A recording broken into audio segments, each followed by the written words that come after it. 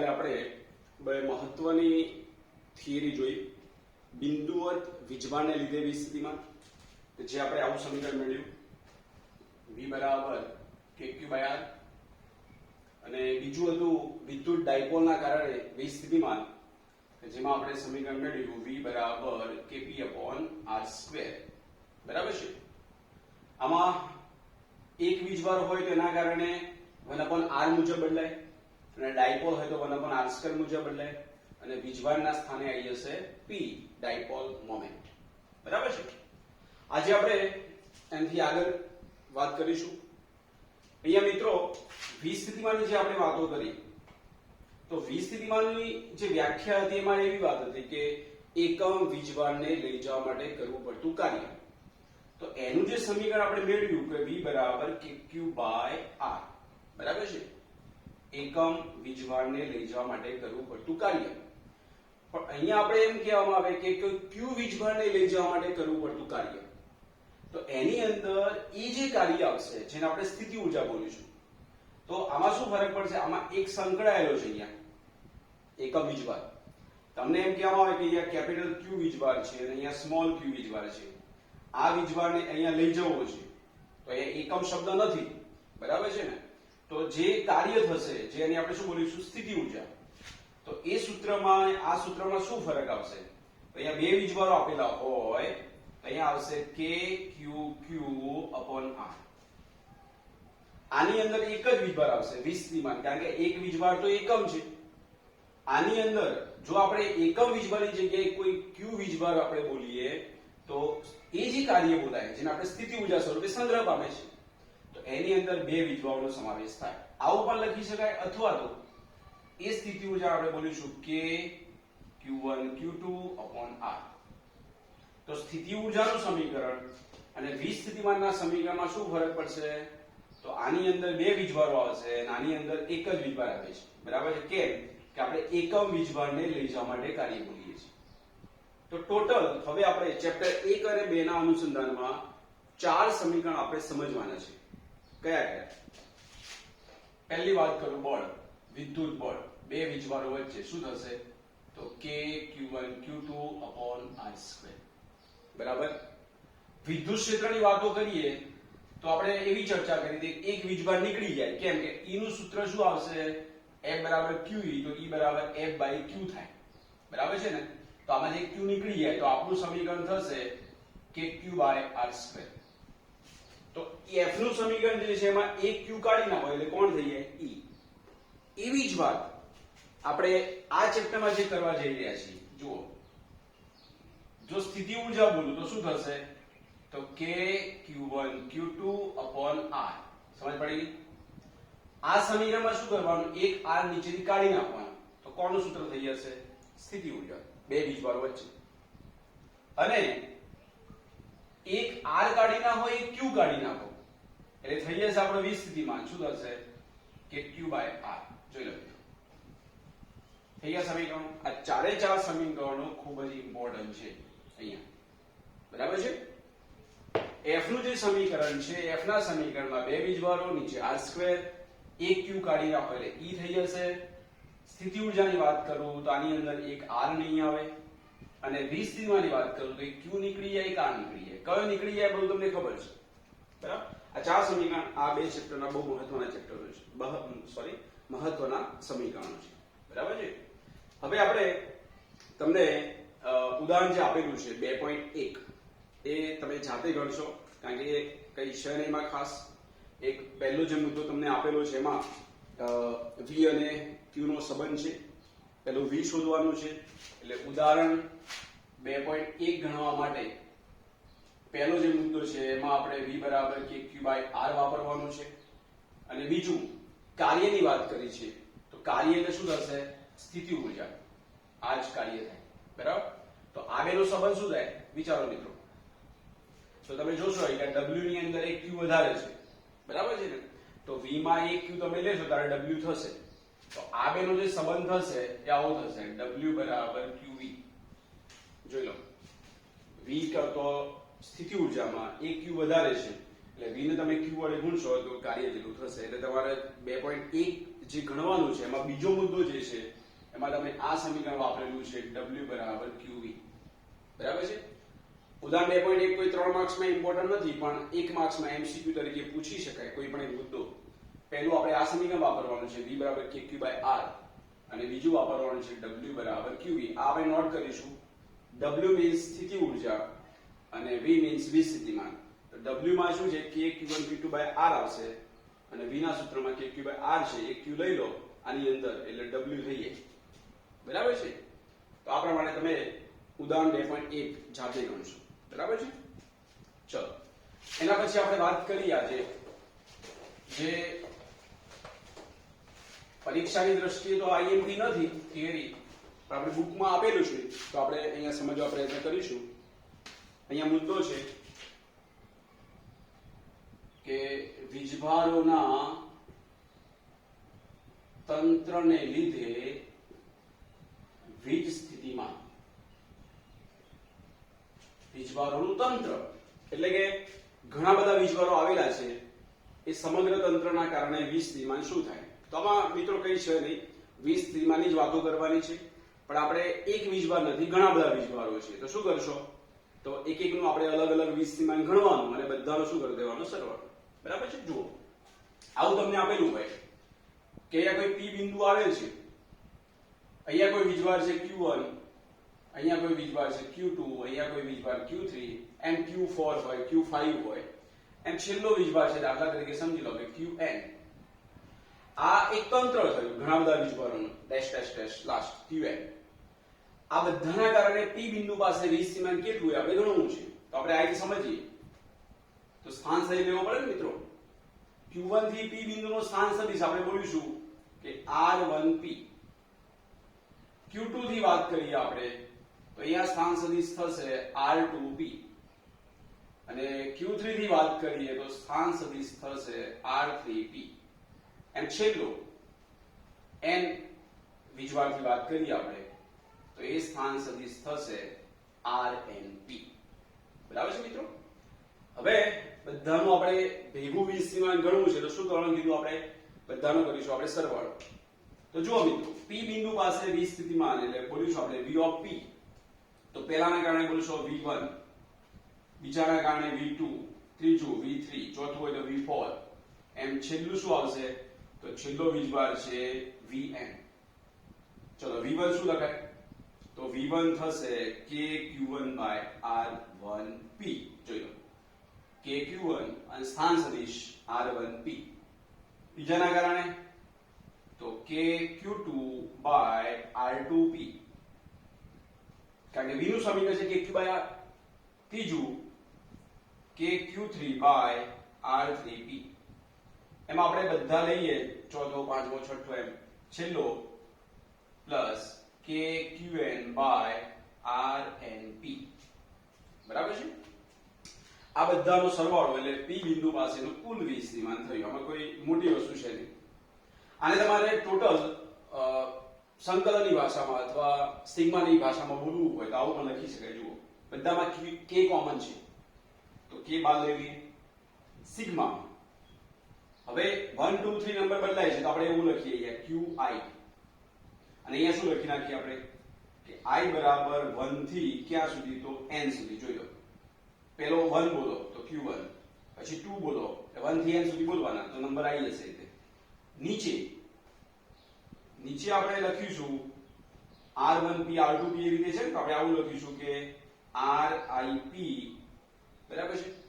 તો જોઈ લો I ની જગ્યાએ 1 બોલો તો R1P થઈ ગયું, 2 બોલો તો R2P થઈ જશે, 3 બોલો તો R3P થઈ જશે. આ રીતે આપણે આજે ટોટલ આ સમીકરણ જે હતું એને આપણે શોર્ટ ફોર્મમાં આ રીતે લખી શકીએ. એટલે વાત તો એ જ છે કે V બરાબર શું આવશે KQ/R જ આવવાનું પણ બધા વીજભારોનું અલગ અલગ વીજ સ્થિતિમાન P બિંદુ પાસે આપણે ગણીશું બરાબર છે. એટલે બધાનો આપણે શું કરીશું સરવાળો બરાબર. એટલે આ થિયરી કોઈ પરીક્ષાની દ્રષ્ટિએ ઇમ્પોર્ટન્ટ નથી પણ આપણે બુકમાં જે આપેલી છે એ પ્રમાણે આપણે અહીંયા સમજવાનો પ્રયત્ન કરીએ બરાબર છે. ઓકે હવે આપણે ચેપ્ટરમાં ઉદાહરણ 2.2 ની વાત કરીશું જે પરીક્ષાની દ્રષ્ટિએ IMP છે અને આપણે તૈયાર પણ કરી દઈશું બરાબર. આપણે નોટ કરીશું એને. આ કદાચ તૈયાર નહીં કરો તો ચાલશે બરાબર છે. ઓકે ચલો મિત્રો ઉદાહરણ 2.2 જે આપણે આઈએમપી કરીશું અને આપણે આજે જ એને તૈયાર કરી દઈશું. ઉદાહરણ 2.2. ચલો એમાં શું આપેલું છે જુઓ મિત્રો. તમને બે વીજભારો આપેલા છે.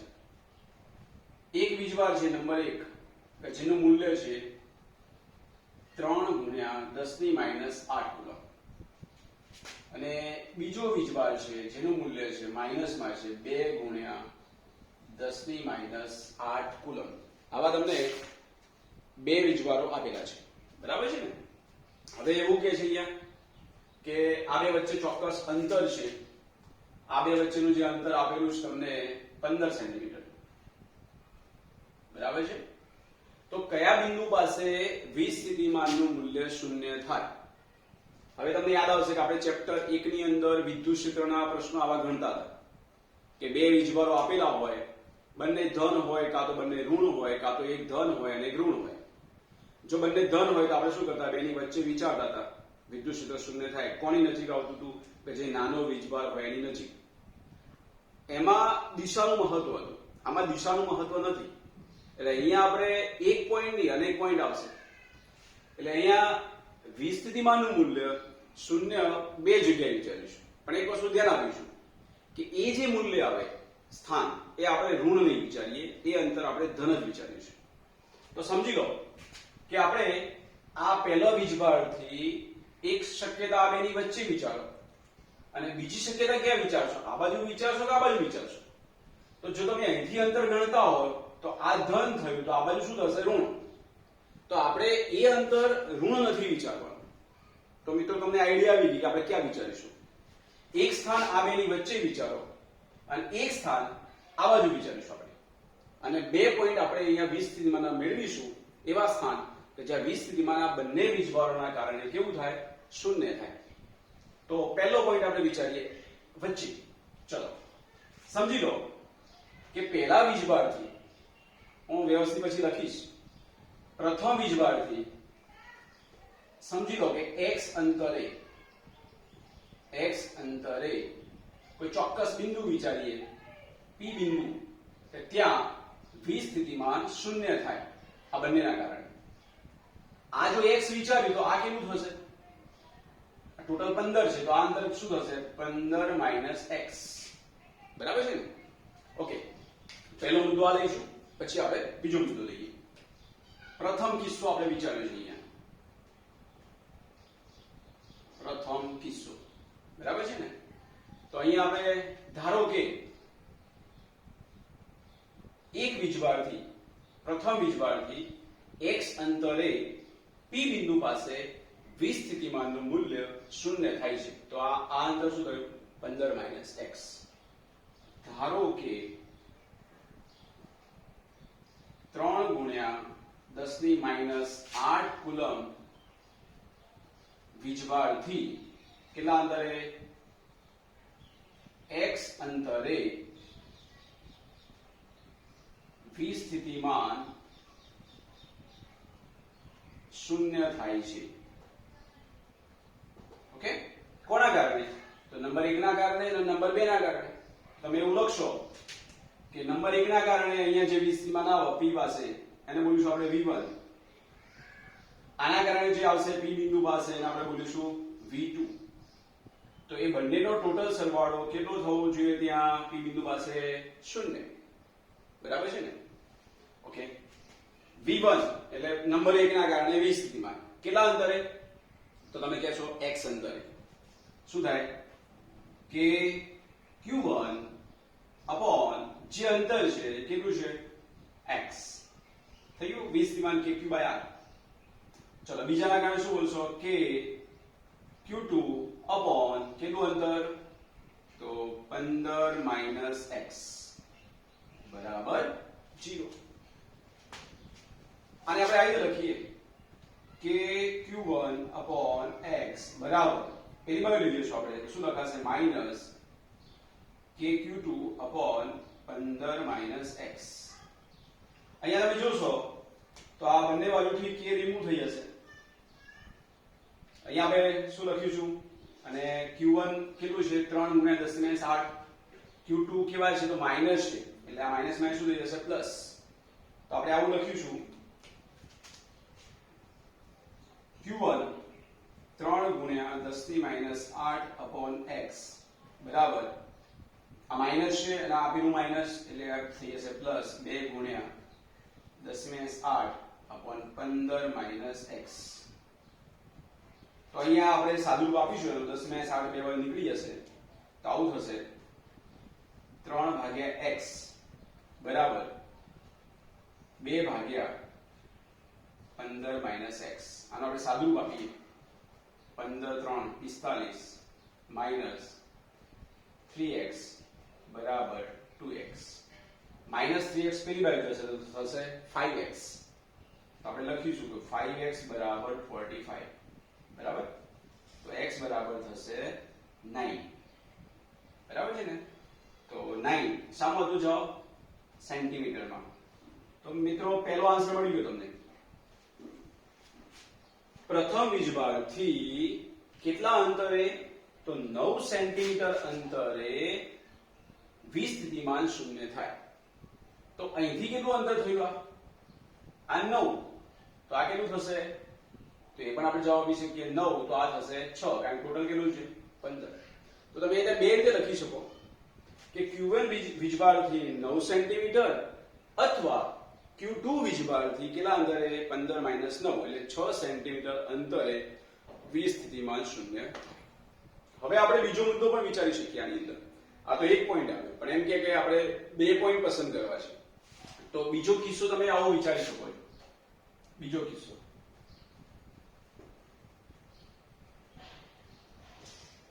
બીજા કિસ્સામાં આવું થશે આ રીતે આપણે આકૃતિ સમજવા પ્રયત્ન કરીએ આ છે નંબર 1 વીજભાર આ છે નંબર 2 વીજભાર બરાબર છે આ જે મૂલ્ય હતું એ 3 ગુણ્યા 10 ની માઈનસ 8 કુલમ આ છે માઈનસ 2 ગુણ્યા 10 ની માઈનસ 8 કુલમ આ અંતર કેટલું હતું તો આ અંતર છે 15 સેન્ટીમીટર હવે આપણે મૂલ્ય ધન જ વિચારવાનું છે એટલે આપણે આ બાજુ વાત નહીં કરીએ આપણે આગળ વાત કરીશું ધારી લો કે નંબર 1 વીજભારથી કેટલા અંતરે તો x અંતરે અહીંયા કોઈ p બિંદુ પાસે વિસ્થિતિમાનનું મૂલ્ય શૂન્ય થાય છે જો આ અંતર તમે x વિચારો બરાબર છે મિત્રો તો આ અંતર શું થશે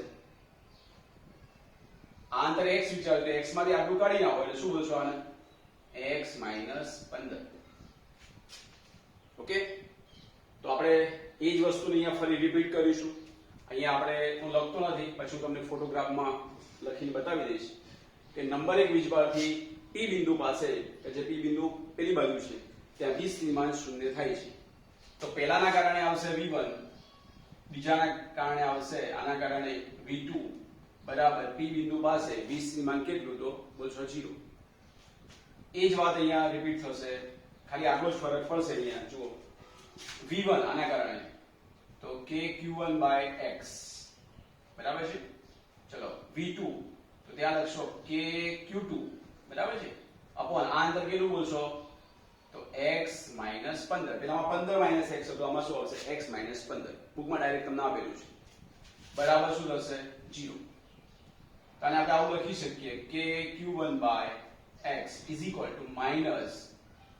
kq2/x - 15 આમાં k રિમૂવ થશે q1 ની વેલ્યુ તમે જાણો છો q1 ની વેલ્યુ છે 3 ગુણ્યા 10 ની માઈનસ 8 અપોન x બરાબર માઈનસ છે q2 ઓલરેડી માઈનસ છે બરાબર એટલે થઈ જશે પ્લસ 2 ગુણ્યા 10 માઈનસ 8 અપોન x માઈનસ 15 10 ની માઈનસ 8 રિમૂવ થઈ જશે અહીંયા આપણે લખીશું 3x માઈનસ 15 3 45 બરાબર 2x મિત્રો 2x આ બાજુ લાવશું તો માઈનસ થશે એટલે 3x માઈનસ 2x x 45 પેલી બાજુ જશે માઈનસ એટલે થઈ જશે અહીંયા પ્લસ આ બીજો આન્સર મળ્યો બીજા કિસ્સામાં આપણે પેલી બાજુ વિચાર્યું વેલ્યુ ધન જ લેવાની છે આપણે તો આનો આન્સર મળ્યો કે પહેલા વીજભારથી કેટલા અંતરે પેલી બાજુ 45 સેન્ટીમીટર અંતરે વિસ્થિતિમાન શૂન્ય થાય તો બીજા વીજભારથી આ અંતર કેટલું થાય? તો આ 45 મળ્યું, આ 15 હતું, તો આ કેટલું રહેશે? તો તમને એ પણ કહી શકો કે બીજા વીજભારથી 30 સેન્ટીમીટર અંતરે વી સ્થિતિમાનનું મૂલ્ય 0 થશે. તો આમાં મિત્રો કંઈ ખાસ છે નહીં, આપણે 2 પોઈન્ટ વિચારવાના છે. 1 પોઈન્ટ 2 ની વચ્ચે વિચારવાનો, અહીંથી જો ઉગમ બિંદુ વિચાર્યું હોય તો, અને બીજો પોઈન્ટ છે આપણે ધન દિશા પર આગળ વિચારવાનો પેલી બાજુ. બરાબર છે? અને બે કિસ્સા રીતે આપણે વર્ણન કરીશું. એનો આન્સર બે રીતે આપી શકાય, Q1 થી પણ આપી શકાય અને Q2 થી પણ આપી શકાય. એટલે MCQ માં જ્યારે પૂછાયું હોય તો આપણે ધ્યાન આપીશું, માત્ર ભૂખી નથી નાખવાનું કે 9 સેન્ટીમીટર 45 સેન્ટીમીટર જવાબ આવે. આ જ વસ્તુ તમને એમ કે નંબર 2 વીજભારથી આન્સર શું આવતો, તો અહીંથી વિચારતા તો પહેલી ઘટનામાં આ 9 હતું તો આ શું આવતું? 6. તો અહીં આન્સર આવે 6 સેન્ટીમીટર. અને આ જ વસ્તુ વિચારી હોય તો આ 15 છે, આ ટોટલ 45 આવ્યું, તો આ કેટલું આવતું? તો આન્સર આવતો 30. એટલે Q2 થી વાત કરી હોય તો આન્સર ચેન્જ થઈ જશે, 6 અને 30. પછી આપણે એને લખી દઈએ. બરાબર, હું ફોટોગ્રાફ મૂકું છું.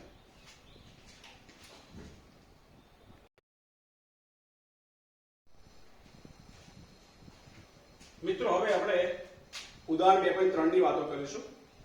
આ પ્રશ્ન 3 માર્ક્સમાં તો નહીં આવી શકે, પણ આપણે MCQ તરીકે કોમ્પિટિટિવ એક્ઝામમાં પણ આ પ્રશ્ન પૂછી શકાય, અથવા તો આપણે 1 માર્ક્સમાં બોર્ડમાં પણ પૂછી શકાય. અહીંયા બે આકૃતિ તમને આપેલી છે મિત્રો. એમાં એક ધન ક્ષેત્ર છે અને બીજું જે ક્ષેત્ર છે ઋણ છે. ધન એટલે ક્ષેત્ર રેખાઓ બહાર નીકળતી હોય, ઋણ એટલે ક્ષેત્ર રેખાઓ અંદર દાખલ થશે. બહુ જ સરળ પ્રશ્ન છે આમ તો. આમાં 4-5 મુદ્દા તમને આપેલા છે. પહેલા આપણે વાત કરી લઈએ. અહીંયા આપણે જે વાત કરવી છે સ્થિતિ ઊર્જા, વિસ્થિતિમાન કે કાર્યની વાતો કરવાની છે. બરાબર છે? અહીંયા જો તમને મિત્રો એમ કહેવામાં આવે કે આ ક્ષેત્ર ધન છે, P અને Q વીજભાર, તો P નું સ્થિતિમાન વધારે હોય કે Q નું સ્થિતિમાન વધારે હોય? તો તમે સૂત્ર પરથી વિચારશો તો તરત તમને આઈડિયા આવશે કે V નું સૂત્ર છે V બરાબર KQ/R. K અને Q ધન છે એટલે કે પ્રશ્ન નથી ત્યાં ઉપર અંતર વધશે એટલે અહીંયા આવું થયું કે V ચલે છે 1/R. અંતર વધશે તો V ઘટશે. તો જે દૂર આવેલો છે એનું સ્થિતિમાન વધારે ઓછું કહેવાય, અને જે નજીક આવેલો છે એનું સ્થિતિમાન વધારે કહેવાય. તો તમે તરત કહેશો અહીંયા કે Vp is greater than Vq. પણ અહીંયા શું થશે મિત્રો? અહીંયા ઋણ ક્ષેત્ર છે. ઋણ ક્ષેત્ર હોવાના કારણે આ વેલ્યુ માઈનસ થઈ, એટલે ઉપર આન્સર આપણો માઈનસ છે.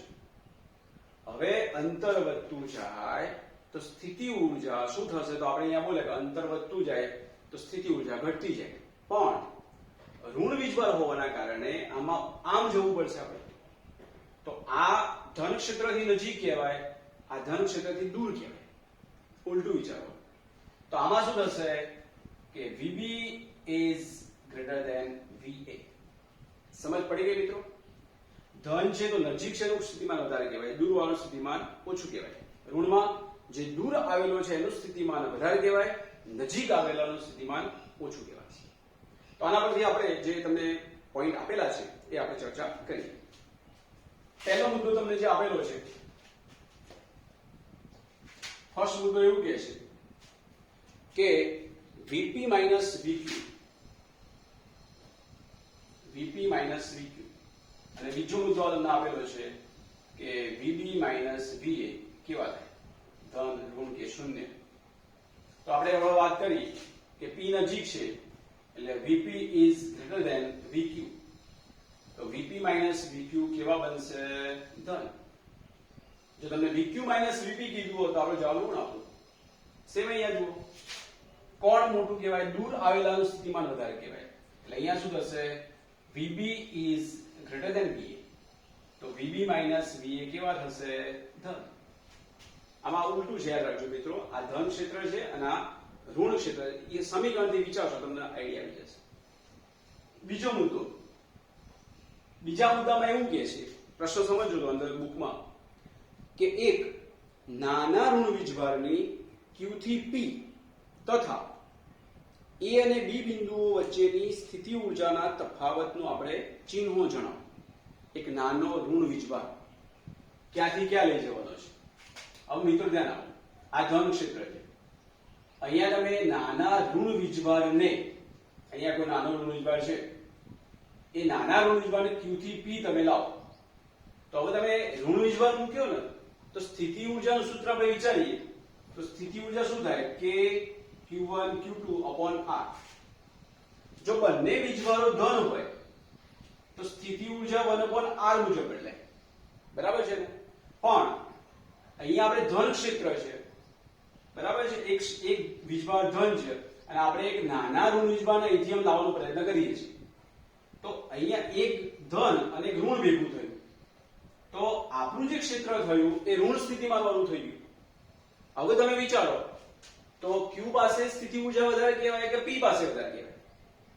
તો આપણે શું વાત કરી કે ઋણ આપણે વિચારીએ તો જે દૂર આવેલું છે એનું સ્થિતિમાન વધારે કહેવાય, સ્થિતિ ઊર્જા વધારે કહેવાય, અને P પાસે સ્થિતિ ઊર્જા કેવી થઈ જશે? ઓછી થઈ જશે.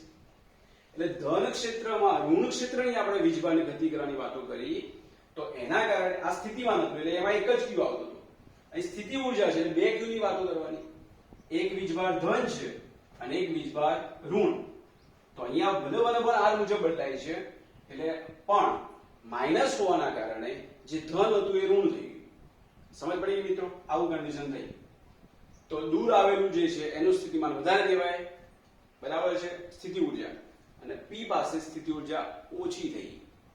તો તમે અહીંયા જે કાર્ય કરાવો છો નાના ઋણ વીજભારને Q થી P તરફ લાવો છો તો અહીંયા U of Q is greater than U of P થશે. આમ તો સ્થિતિ ઊર્જા એ બેનો ભેગી કહેવાય. આની સાપેક્ષે આપણે વાતો કરી બરાબર છે? એટલે આપણે આની સાપેક્ષે વાતો કરીએ તો UQ is greater than UP થાય. બેનો તફાવત સ્વરૂપે, બરાબર છે? તો આપણું કાર્ય કેવું થશે? તો વધુ સ્થિતિ ઊર્જાથી ઓછી સ્થિતિ ઊર્જા તરફ જાય તો કાર્ય કેવું થશે? ધન. એટલે પહેલો જે મુદ્દો આવશે એમાં આપણે જો તમે નાના ઋણ વીજભારને Q થી P તરફ લાવો છો, બરાબર છે? તો આપણું જે કાર્ય બનશે એ કાર્ય કેવું થશે? અથવા સ્થિતિ ઊર્જાનો તફાવત એટલે આવું થશે UQ greater than UP. તો આ જે કાર્ય થશે કાર્ય કેવું થશે? ધન. પણ આ ક્યારે શક્ય બને? તમે કોણ ગતિ કરાવો છો? ઋણ વીજભારને ગતિ કરાવો, બરાબર છે? જો તમે ઋણ વીજભારની ગતિ ના કરવાની જગ્યાએ તમે ધન વીજભારની ગતિ કરાવશો તો આપણો જવાબ ચેન્જ થઈ જશે. ચલો, એ જ વસ્તુ બીજો મુદ્દો શું આપેલો છે એની અંદર કે આપણે નાના ઋણ વીજભારને ક્યાંથી ક્યાં લઈ જઈએ? હવે A થી B. જુઓ મિત્રો, હવે નાનો ઋણ વીજભાર આપણે A થી B તરફ લાવો તો ઋણ ક્ષેત્ર હતું ને એમાં તમે ઋણ મૂક્યો એટલે શું થઈ ગયું? ધન. સમજ પડી? ઋણ હતું અને ઋણ અંદર દાખલ થયું તો સ્થિતિ ઊર્જા K Q1 Q2 r. એક માઈનસ હતું બીજું માઈનસ આવ્યું એટલે ધન થઈ ગયું. તો નજીક હોય એની સ્થિતિ ઊર્જા વધારે અને દૂર હોય એની સ્થિતિ ઊર્જા ઓછી. પહેલા મુદ્દા કરતા ઉલટું જોવા મળશે. સમજ પડી? ઋણ વીજભાર મૂકવાના કારણે આ વસ્તુ જે છે ગુણાકાર આવવાનો છે એટલે આ ધન થઈ ગયું, બરાબર છે? તો A પાસે સ્થિતિ ઊર્જા એટલે U of A greater than U of B. તો તમે A થી B તરફ જશો તો કાર્ય કેવું થઈ હશે? અથવા સ્થિતિ ઊર્જાનો તફાવત કેવો હશે? ધન. સમજ પડી ગઈ મિત્રો? Okay, next. ત્રીજો મુદ્દો તમને શું આપેલો જુઓ. ત્રીજા મુદ્દામાં તમને એવું કહે છે કે એક નાના ધન વીજભારને Q થી P લઈ જવામાં ક્ષેત્ર વડે થતું કાર્ય. એક નાના ધન વીજભારને આ ભૂલી જાઓ. એક નાના ધન વીજભારને Q થી P તરફ લઈ જવાનો છે. કયા વીજભારને? ધન. તો ધન વીજભાર આ બાજુ તમે લાવશો તો સામે ધન જ છે તો એને શું સામનો કરવો પડશે? અપાકર્ષણનો સામનો કરવો પડશે ને, બરાબર છે? તો ક્ષેત્ર વડે થતું કાર્ય કેવું કહેવાય? ઋણ. હા, પણ આ જ પ્રશ્ન તમને એમ કે બાહ્ય બળ વડે કાર્ય શું થાય? તો એ ઉલટું આવશે. આપણે ભણી ગયા છીએ ના, આ ધન વીજભાર ધન ક્ષેત્ર તરફ જાય છે તો ક્ષેત્ર વડે થતું કાર્ય તો અપાકર્ષણ બળનો સામનો કરવો પડે. એટલે ત્રીજા મુદ્દાની અંદર જો તમે અહીં Q વીજભારથી કોઈ Q બિંદુથી કોઈ ધન વીજભારને આ બાજુ ગતિ કરાવશો તો એ જે કાર્ય થશે કાર્ય કેવું થશે? ઋણ. કોના વડે? તો આપણે બોલીશું ક્ષેત્ર વડે એ કામ કરાવતો. બાહ્ય બળ વડે બોલો તો એ કાર્ય કેવું આવશે? ધન. ઉલટું થઈ ગયું.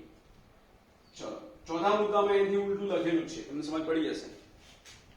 એક નાના ઋણ વીજભારને એક નાનો ઋણ વીજભાર લેવાનો છે. ક્યાં?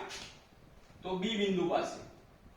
એક નાના ઋણ વીજભારને બી થી એ તમે લઈ જાઓ તો મિત્રો નાના ઋણ વીજભારને બી થી એ તરફ લઈ જાઓ આમ તો તમે અપાકર્ષણ બળનો સામનો કરો છો તો ક્ષેત્ર વડે થતું કાર્ય શું બોલાય ઋણ કારણ કે અપાકર્ષણ બળ આવે છે પણ પ્રશ્ન શું માગે જુઓ અંદર પ્રશ્નમાં એવું કહે છે કે બાહ્ય બળ વડે થતા કાર્યનું ચિહ્ન જણાવો જો ક્ષેત્ર વડે થતું કાર્ય કેવું આવે તો ઋણ તરફ જાય છે તો એ કાર્ય કેવું આવશે ઋણ પણ બાહ્ય બળ વડે એટલે અહીં લઈ જાવ આપણે છોડી દો તો એ કઈ બાજુ જશે આમ એની જાતે જશે તો આપણે જાણીએ છીએ મુજબ બાહ્ય બળ વડે જે બળ લાગશે એ ક્ષેત્રની વિરુદ્ધ દિશાનું કહેવાય એટલે સ્પ્રિંગ પર ધક્કો લગાડ્યો તો આ ક્ષેત્ર વડે બરાબર પણ ધક્કો કઈ તરફ લાગશે પછી આમ તો ચોથો જે મુદ્દો આવશે કે નાના ઋણ વીજભારને બી થી એ તરફ લઈ જાઓ તો અપાકર્ષણ બળનો સામનો કરવો પડશે તો ક્ષેત્ર વડે થતું કાર્ય ઋણ પણ બાહ્ય બળ વડે બોલવામાં આવશે બરાબર છે આ શબ્દ બરાબર સમજો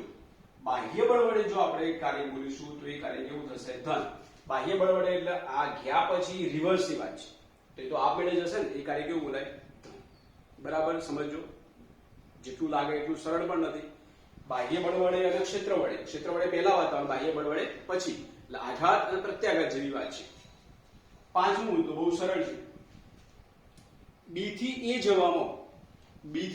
એ જવામાં નાના ઋણ વીજભારની ગતિ ઉર્જા શું થશે વધશે કે ઘટશે ચલો નાનો ઋણ વીજભાર તમે બી થી એ તરફ લઈ જાઓ છો બરાબર છે તો શું થશે તો જેમ જેમ તમે અંદર જશો ને એમ એની સ્થિતિ ઉર્જા વધતી જશે કેમ સ્થિતિ ઉર્જા વધતી જાય તો આપણે એ જ ઉદાહરણ યાદ કરાવું તમને કે સ્પ્રિંગ વાળું આપણે ઉદાહરણ લઈશું બરાબર છે તમે આમ ધક્કો મારો તો તમારા હાથ પર શું થાય તો તમારા હાથમાં અપાકર્ષણ જેવું એટલે મતલબ આમ પ્રત્યાઘાત લાગે એ જ વાત અહીંયા કે તમે કઈ તરફ જાઓ છો ઋણ તરફ લઈ જાઓ છો તો જેમ અંદર જશો એમ ધક્કો માર્યો કહેવાય તો ધક્કો માર્યો તો શું થયું એની સ્થિતિ ઉર્જા વધી તો ગતિ ઉર્જા શું થશે ઘટશે હવે તમે જયારે છોડી દેશો અહીંથી આમ લાવ્યા છોડી દેશો તો કઈ ઉર્જા પ્રાપ્ત કરે તો ગતિ ઉર્જા પ્રાપ્ત કરશે ને એ છોડી દીધા પછી શું થશે તો ગતિ ઉર્જા વધશે અને સ્થિતિ ઉર્જા ઘટશે પણ પ્રશ્ન અહીંયા શું કીધું છે આપણે લઈ જવાનું છે તો આમ લઈ જતો સ્થિતિ વધે છે એવી સ્થિતિમાં લઈ જઈએ કે ઓટોમેટિકલી ઉર્જા પ્રાપ્ત કરે એટલે સ્થિતિ એવી પ્રાપ્ત કરી તો ગતિ ઉર્જા શું થશે તો બી થી એ તમે ઋણ વીજભાર લઈ જશો તો સ્થિતિ ઉર્જા વધશે ગતિ ઉર્જા ઘટશે